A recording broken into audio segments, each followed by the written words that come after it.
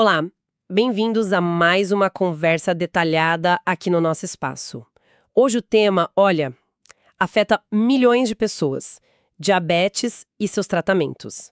A gente tem aqui um material médico bem completo, sabe? Com dados clínicos, farmacológicos. E para começar, vamos pegar um caso que ilustra bem a situação. Uma mulher de 56 anos chega no consultório com sintomas bem clássicos. A nossa ideia aqui é realmente destrinchar esse material que é denso. Vamos tentar entender os tipos de diabetes, o papel central da insulina e também dar uma olhada nas ferramentas que a medicina tem hoje, né? Desde a própria insulina até, assim, um monte de outros remédios. O objetivo é entregar um conhecimento claro, direto ao ponto, mas com aquela profundidade que a gente sabe que o nosso ouvinte gosta. Então vamos lá para o caso. Mulher, 56 anos, hispânica, se queixando de cansaço, sabe? Muita sede, urinando demais, dificuldade até para fazer exercício, tem histórico na família de obesidade, de diabetes. O IMC dela, 34. Isso já é obesidade. Pressão alta, também, 150/90. E no exame físico, o médico já nota uma leve neuropatia periférica. Um probleminha nos nervos das mãos, dos pés.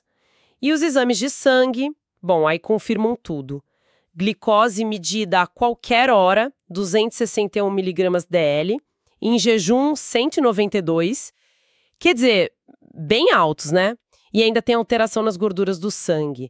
Esse quadro todo grita o quê para você? Olha, esse quadro clínico completo, a idade, a obesidade, o histórico familiar, esses níveis de glicose altíssimos e até a neuropatia já começando, isso aponta muito forte por diabetes mellito tipo 2. De forma bem simples, diabetes é ter açúcar, a glicose, né, demais no sangue. E por que isso acontece? Ou porque o pâncreas não produz insulina suficiente, ou porque o corpo não consegue usar direito a insulina que tem.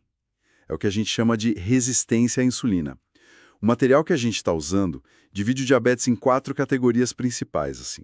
Tipo 1, tipo 2, outros tipos mais raros e o diabetes gestacional. O tipo 1, ele é diferente. Na maioria das vezes é uma doença autoimune. O que significa isso? O próprio sistema de defesa da pessoa ataca e destrói as células beta lá no pâncreas. São as células que fabricam insulina. Ah, entendi. O próprio corpo se ataca. Exato. E sem essas células, sem fábrica, não tem insulina, ou quase nada. É mais comum começar em jovens, crianças, adolescentes, mas, olha, pode aparecer em qualquer idade.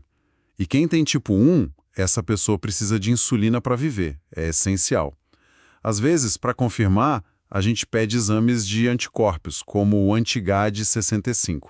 Agora, o tipo 2, que é bem mais comum, né, e provavelmente o caso dessa paciente que a gente viu, aí a história é um pouco diferente. O problema principal é a resistência à insulina. As células ficam teimosas, você disse? Isso, tipo assim, as células do músculo, da gordura, do fígado, elas não respondem bem ao sinal da insulina, ficam resistentes. E junto com isso, a produção de insulina pelo pâncreas também não consegue compensar. É uma deficiência relativa, digamos. Fatores como obesidade, histórico familiar, têm um peso enorme aqui. E essa pessoa com tipo 2, ela pode precisar de insulina também? Necessidade imediata para sobreviver, como no tipo 1, sabe? E tem uma forma meio híbrida, o LADA, diabetes autoimune latente do adulto. Ele é autoimune, como o tipo 1, mas ele evolui bem devagarinho. No começo pode até parecer um tipo 2. E para fechar as categorias tem o diabetes gestacional, como o nome já diz, né? Aparece durante a gravidez. Os hormônios da placenta podem causar essa resistência à insulina na mãe. E depois que o bebê nasce? Geralmente some, a glicose volta ao normal. Mas fica um alerta importante. A mulher que teve diabetes gestacional tem um risco bem maior de desenvolver o tipo 2 lá na frente. Entendi. Então, a insulina é mesmo a peça central dessa engrenagem toda, né? Ok, vamos desempacotar isso um pouco mais. O que é exatamente a insulina? Como ela funciona, assim, de forma direta? O material entra nos detalhes bioquímicos, mas qual é a essência? A essência é que a insulina é um hormônio, uma proteína, na verdade. produzida lá nas células beta do pâncreas.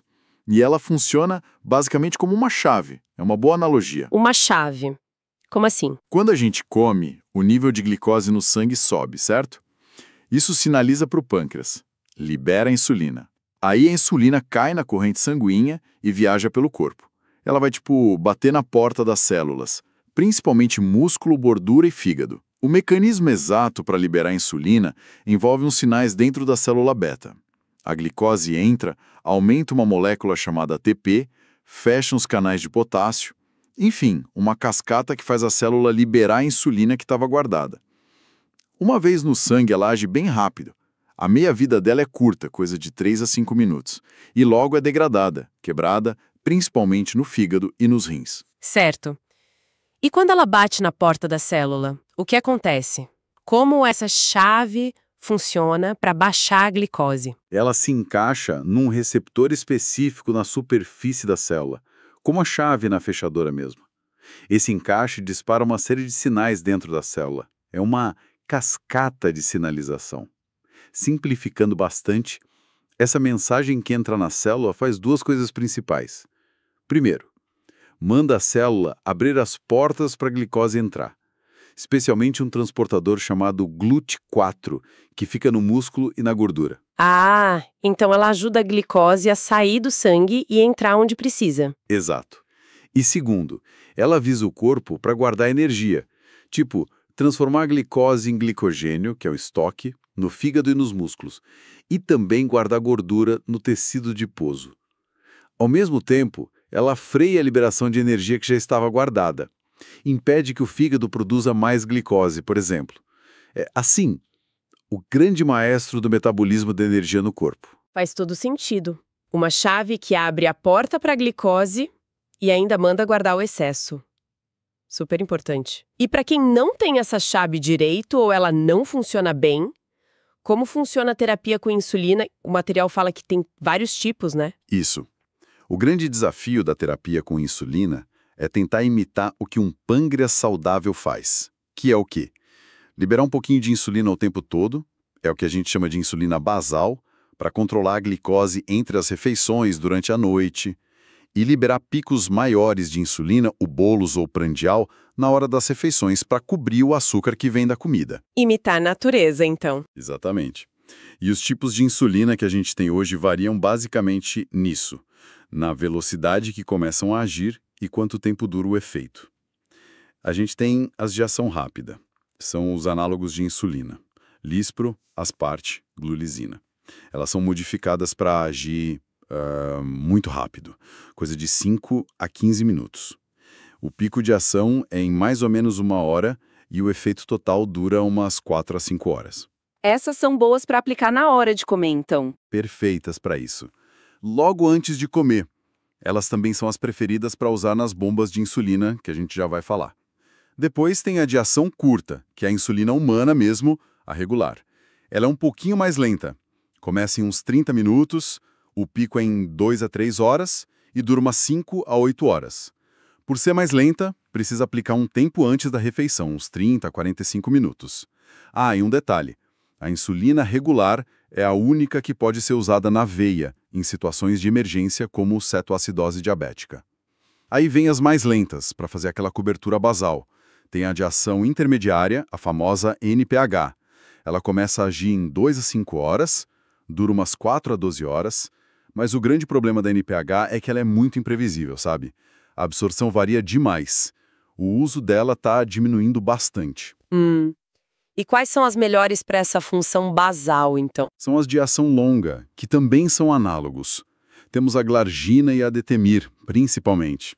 Elas foram desenhadas para serem liberadas bem devagarinho, de forma mais constante. Tentam dar uma cobertura de 12 a 24 horas, ou até mais. A glargina, por exemplo, quando injetada, forma uns microcristais debaixo da pele que liberam a insulina lentamente. Ela é dita sem pico. A detemir se liga a uma proteína no sangue, a albumina, e isso prolonga a ação dela. Essas insulinas longas são bem mais previsíveis que a NPH. E ainda existem as misturas prontas, sabe? Que já vem no frasco ou na caneta uma insulina rápida ou curta misturada com uma intermediária. para facilitar a vida, imagino. Menos picadas. Exato, para conveniência. Mas tem um porém. Elas tiram a flexibilidade de ajustar cada dose separadamente. Se você precisa de mais rápida e menos lenta, não dá para mexer.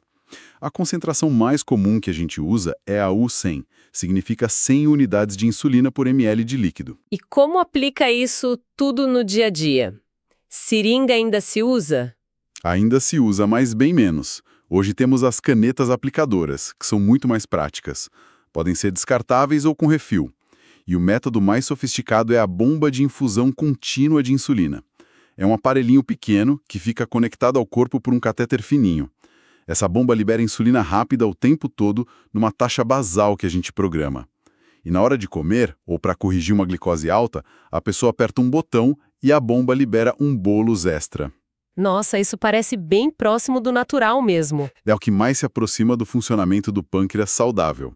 É ótimo para quem busca um controle bem apertado ou em situações especiais como gravidez, mas exige muito conhecimento, treinamento e, claro, dedicação da pessoa que usa. Da tecnologia, o material que a gente está vendo dá um destaque enorme para a importância de controlar bem a glicose. E citam uns estudos grandes. Aqui a coisa fica realmente interessante.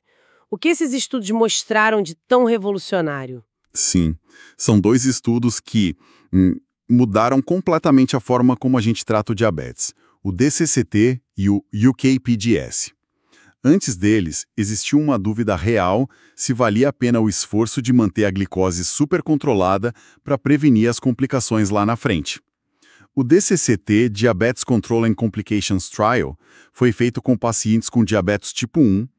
Ele comparou um grupo com tratamento intensivo, múltiplas injeções de insulina por dia, ou bomba, buscando níveis de glicose bem próximos do normal, com um grupo que fazia o tratamento convencional da época, mais simples. E o resultado? O resultado foi, assim, espetacular. O grupo do tratamento intensivo teve uma redução drástica, na casa dos 60%, nas complicações microvasculares. 60% em quais complicações? Nos olhos, retinopatia, nos rins, nefropatia e nos nervos, neuropatia. Complicações que causam cegueira, falência renal, amputações, uma redução enorme no risco. Nossa, 60% é uma diferença brutal. Isso justifica todo o esforço do controle intensivo. Exatamente. E tem mais. O mais incrível foi o que aconteceu depois que o estudo acabou. Os pesquisadores continuaram acompanhando esses pacientes.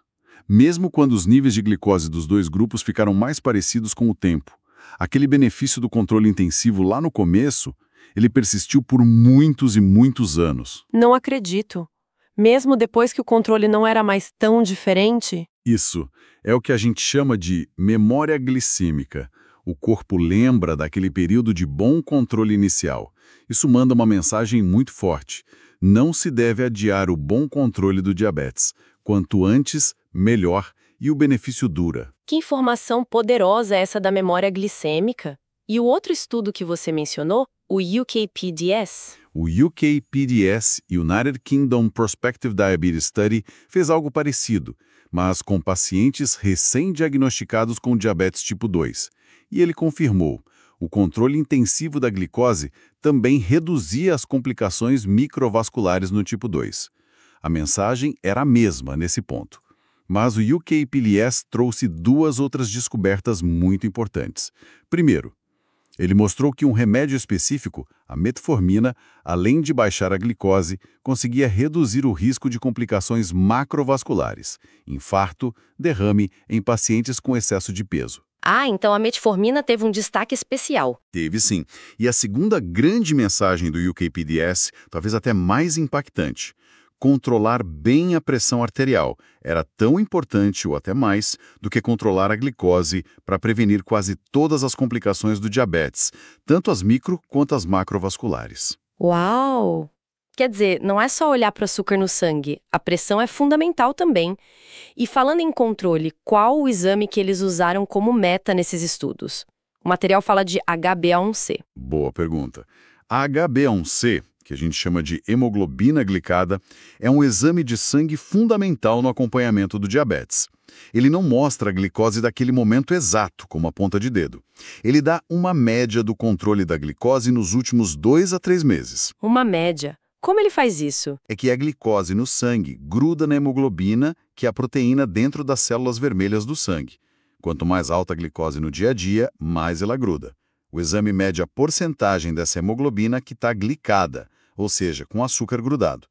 Então, uma HbA1c de 7%, por exemplo, que era a meta no grupo intensivo do UKPDS, significa um controle médio melhor do que uma de 7,9%, que era do grupo controle. É como se fosse a média escolar da glicose nos últimos meses.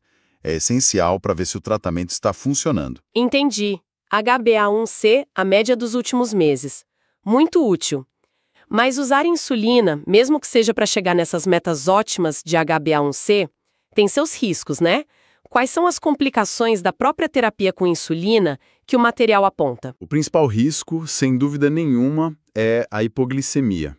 É o famoso açúcar baixo no sangue. Acontece quando tem insulina demais para o que a pessoa comeu ou para o exercício que ela fez. Ou se pulou uma refeição, aplicou dose errada. E quais são os sintomas? Como a pessoa percebe? Os sintomas iniciais são um alerta do corpo. Tremores, suor frio, coração acelerado, palidez, fome intensa, às vezes ansiedade. Se a glicose continuar caindo e a pessoa não agir rápido comendo ou bebendo algo com açúcar, aí podem vir sintomas mais graves, neurológicos, confusão mental, fraqueza, fala arrastada, visão dupla, comportamento estranho, até convulsão e coma. É uma emergência médica. E você mencionou algo sobre perder esses sinais de alerta. Isso acontece mesmo? Acontece e é perigoso. Chama-se inconsciência hipoglicemia ou hypoglycemia unawareness. Quando a pessoa tem episódios frequentes de hipoglicemia, o corpo pode meio que se acostumar e ela para de sentir aqueles primeiros sintomas de alerta, tremor, suor. Aí, a glicose pode cair muito sem ela perceber, o que aumenta o risco de uma hipoglicemia grave. Nossa, que complicado. E como se trata a hipoglicemia grave, se a pessoa não consegue comer? Se a pessoa está desacordada ou não consegue engolir, o tratamento é com uma injeção de glucagon. O glucagon faz o fígado liberar glicose rapidamente. Familiares podem ser treinados para aplicar. Ou então, no hospital, glicose direto na veia. Outras complicações da insulina são mais raras hoje em dia.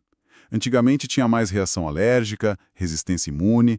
Hoje, com as insulinas humanas e análogas, isso é raro. O que ainda acontece é a lipodistrofia no local da injeção. Pode ser atrofia, perda de gordura, quase não se vê mais, ou hipertrofia, acúmulo de gordura, um caroço. Ah, aquele caroço por aplicar sempre no mesmo lugar. Exatamente, a lipohipertrofia. É importante fazer rodízio dos locais de aplicação para evitar isso, porque pode atrapalhar a absorção da insulina. O texto também menciona, assim, bem de passagem, os estudos observacionais que levantaram uma possível ligação entre níveis altos de insulina, seja da própria doença, tipo resistência, ou do tratamento com insulina ou sulfonilureias, e um risco um pouquinho maior de certos tipos de câncer. Mas o próprio texto reforça. Isso ainda é muito debatido, não é conclusivo e, principalmente, não mudou as recomendações de tratamento. O benefício do controle glicêmico ainda supera esse risco potencial. Entendi. Então a hipoglicemia é mesmo o ponto de atenção número 1 com a insulina. Mas vamos voltar para o tipo 2.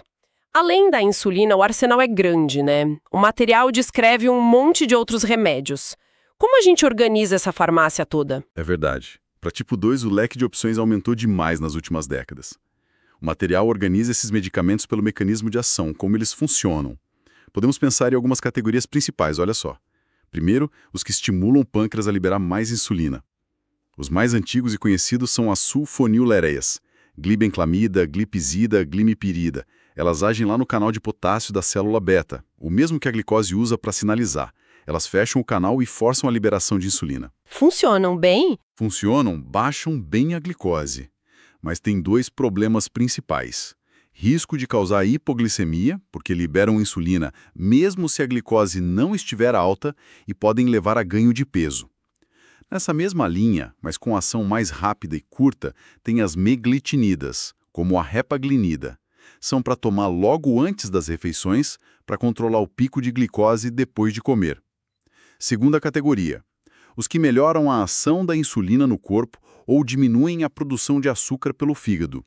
Aqui, a grande estrela, sem dúvida, é a metformina. É uma biguanida. A primeira escolha para tipo 2, geralmente, né? Exato. Quase sempre é o primeiro remédio que se usa junto com mudança de estilo de vida. A principal ação dela é no fígado. Ela diminui a produção de glicose que o fígado joga no sangue. E tem grandes vantagens. Sozinha, não causa hipoglicemia. E geralmente não engorda. Às vezes até ajuda a perder um pouco de peso. É um euglicemiante. Ela ajuda a normalizar a glicose. E lembra do UKPDS? Mostrou benefícios cardiovasculares potenciais com a metformina. E os contras, efeitos colaterais? O mais comum é gastrointestinal. Diarreia, náusea, gosto metálico. Mas costuma melhorar com o tempo ou ajustando a dose. A longo prazo pode dar deficiência de vitamina B12. E tem um risco raro, mais grave, de acidose lática. Por isso é contraindicada se o rim ou o fígado não funcionam bem, ou em situações de falta de oxigênio. Nessa mesma categoria de melhorar a sensibilidade à insulina, temos as tiazolidinedionas, as TZDs. A pioglitazona é a principal hoje. Elas agem num receptor dentro da célula, o PPR-gama, e fazem as células responderem melhor à insulina. Mas o uso delas é mais limitado por causa dos efeitos colaterais. Retenção de líquido, que pode piorar a insuficiência cardíaca, ganho de peso, aumento do risco de fraturas em mulheres. A pioglitazona teve uma suspeita de risco de câncer de bexiga também. A rosiglitazona quase saiu do mercado por risco cardiovascular. Terceira categoria. Os que atrasam a absorção de açúcar no intestino. São os inibidores da alfa-glicosidase, como a acarbose e o miglitol. Eles agem lá no intestino, inibindo as enzimas que quebram os carboidratos complexos em açúcares simples. Então a glicose da comida entra no sangue mais devagar. Exatamente. Eles ajudam a diminuir aquele pico de glicose depois de comer. Mas a eficácia para baixar o HbA1c não é tão grande. E o grande problema são os efeitos colaterais. Como o açúcar fica mais tempo no intestino, as bactérias fermentam e isso causa muitos gases, diarreia, desconforto abdominal. Muita gente não tolera. Quarta categoria, e essa é mais nova e bem interessante. Os que agem nos hormônios do intestino, as incretinas ou nos rins. Primeiro, os agonistas do receptor de GLP-1.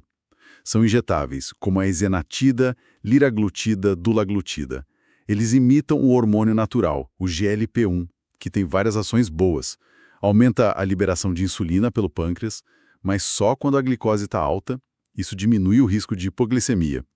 Diminui o glucagon, que é o hormônio que aumenta a glicose, deixa o esvaziamento do estômago mais lento e dá a sensação de saciedade. Saciedade, então eles ajudam a emagrecer. Ajudam. É um efeito bem importante dessa classe. O principal efeito colateral é náusea, especialmente no início. Tem um alerta sobre risco de pancreatite, embora raro. Depois temos os inibidores da DPP-4. Esses são orais. Sitagliptina, vildagliptina, linagliptina, eles não imitam o GLP-1, mas impedem que ele seja destruído rapidamente no corpo. A DPP-4 é a enzima que degrada o GLP-1 natural. Então, ao inibir a DPP-4, eles fazem o GLP-1 da própria pessoa durar mais tempo. O efeito deles na glicose é mais modesto que o dos agonistas de GLP-1 e eles são neutros em relação ao peso, não emagrecem nem engordam. Também tem um alerta para pancreatite e reações alérgicas. E, finalmente, dentro dessa categoria mais nova, os inibidores do SGLT2, orais também. Empagliflozina, dapagliflozina, canagliflozina. Esses agem no rim, né? Um mecanismo bem diferente. Totalmente diferente. O SGLT2 é um transportador lá no rim que reabsorve a glicose do filtrado de volta para o sangue. Esses remédios bloqueiam esse transportador. Resultado, mais glicose eliminada na urina, a pessoa literalmente urina açúcar. E isso baixa a glicose no sangue, claro. Baixa a glicose, baixa HbA1c e tem outros efeitos, como perde glicose e calorias na urina ajuda a perder um pouco de peso, Como elimina a glicose com sódio, também ajuda a baixar um pouco a pressão arterial. E o mais importante, vários estudos grandes mostraram que alguns medicamentos dessa classe, empagliflozina, dapagliflozina, reduzem o risco de eventos cardiovasculares e protegem os rins em pacientes com diabetes e alto risco. Isso foi uma revolução. Que incrível! Mas deve ter algum lado ruim, né? Tem. O principal é um risco aumentado de infecções genitais, candidíase, e às vezes infecção urinária, porque tem mais açúcar ali na área. Também pode dar desidratação ou tontura em alguns casos. E eles funcionam menos bem se a função renal já estiver muito comprometida. Ufa! É realmente um arsenal grande e complexo. E o material ainda cita rapidinho outros, como promlentida, colestevelon, bromocriptina. Vale a pena falar deles? E pós-refeição, e suprime o apetite, mas tem risco alto de hipoglicemia e náuseas. O colesevelam é um remédio que originalmente era para baixar colesterol, sequestrador de ácido biliar, e viram que baixava um pouquinho a glicose também, mas o mecanismo não é claro e o efeito é pequeno. E a bromocriptina, uma agonista da dopamina, também mostrou um efeito modesto na glicose, mas o mecanismo é incerto e tem efeitos colaterais como náusea e tontura. São opções bem secundárias. Entendi. E o material fala bastante em terapia combinada para tipo 2. Isso quer dizer que, na prática, raramente um remédio só dá conta do recado a longo prazo? Exatamente. O diabetes tipo 2 é uma doença progressiva. Com o passar dos anos, a capacidade do pâncreas de produzir insulina geralmente diminui. Por isso, a abordagem padrão é escalonada, em degraus. Começa com mudança de estilo de vida e metformina. Se a meta de HbA1c, aquela média, não for atingida depois de uns 3 meses, a gente adiciona um segundo remédio. E qual escolher? Com tantas opções. Aí que entra a personalização. A escolha do segundo ou terceiro remédio depende de um monte de fatores. Qual a potência que a gente precisa? Qual o risco de hipoglicemia de cada classe? Qual o efeito no peso? Queremos que perca, ganhe ou fique neutro? Qual o custo? O paciente tem alguma outra doença, como problema no coração ou nos rins? Quais os efeitos colaterais mais prováveis? Por exemplo, se o paciente tem doença cardiovascular estabelecida, os inibidores de SGLT2 ou agonistas de GLP-1 com benefício comprovado podem ser preferidos. Se o problema maior é o peso, talvez um agonista do GLP-1 ou o SGLT2. Se o custo é uma grande limitação, uma sulfonilureia pode ser considerada, com cuidado. Se mesmo com 2 remédios não atingir a meta, pode entrar um terceiro agente oral ou então a insulina. E mesmo quando a insulina é iniciada, muitas vezes a metformina é mantida junto pelas suas outras ações. A chave é essa, individualizar o tratamento. Não tem receita de bolo. O que é melhor para um paciente pode não ser para o outro. Faz todo sentido essa personalização, essa visão do paciente como um todo. Para a gente ir fechando nossa análise, o material menciona brevemente o glucagon. Qual o papel dele nessa história toda? A gente já falou dele no tratamento da hipoglicemia. Isso. O glucagon é, basicamente, o hormônio oposto à insulina. Se a insulina baixa a glicose, o glucagon aumenta. Ele também é produzido no pâncreas, mas pelas células alfa. A insulina é pelas beta. A principal ação dele é no fígado. Ele manda o fígado liberar a glicose que está estocada na forma de glicogênio e também estimula o fígado a produzir nova glicose, gliconeogênese. O grande papel clínico dele, como a gente viu, é ser o tratamento de emergência para hipoglicemia grave, quando a pessoa não consegue comer açúcar. Aquela injeção de glucagon faz o fígado jogar glicose no sangue e reverter a hipo. Fora isso, tem uns usos bem mais específicos, em alguns exames diagnósticos, ou para relaxar o intestino em exames de imagem, ou até em overdose de alguns remédios para o coração. Mas são situações bem pontuais. Perfeito, acho que demos uma boa varrida no material hoje, hein? Cobrimos bastante coisa.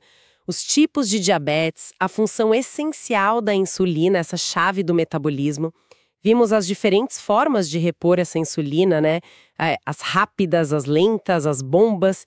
Falamos do impacto gigantesco daqueles estudos DCCT e OKPDS, mostrando que o controle rigoroso vale muito, muito a pena para evitar complicações. E navegamos por essa farmácia complexa dos antidiabéticos para o tipo 2. com todos aqueles mecanismos diferentes e a necessidade de personalizar o tratamento para cada pessoa. Foi uma jornada densa, sem dúvida, mas muito importante. O diabetes é sim complexo. Mas olha, o conhecimento e as ferramentas que a gente tem hoje para lidar com ele evoluíram de uma forma impressionante. A mensagem principal que fica, eu acho, é que com o tratamento adequado, individualizado, combinando mudança de estilo de vida, que é a base, com os medicamentos certos para cada situação, é totalmente possível controlar a glicose. E mais do que isso, né? Minimizar os riscos de complicação a longo prazo e permitir que a pessoa viva bem com a condição. O foco hoje vai muito além de só baixar a HbA1c. É proteger o coração, proteger os rins, melhorar a qualidade de vida como um todo. Exato. E pensando nisso tudo, sabe, nessa conexão tão forte entre metabolismo, peso, risco cardiovascular, que a gente viu o tempo todo no material, nos efeitos dos remédios, nos estudos, fica uma provocação final, assim, inspirada nesse material todo. Será que o futuro do tratamento vai além de só gerenciar a glicose e os sintomas que já estão aí? Será que a gente vai ver mais terapias focadas em talvez reverter ou prevenir mais profundamente a própria disfunção metabólica, lá na raiz do problema?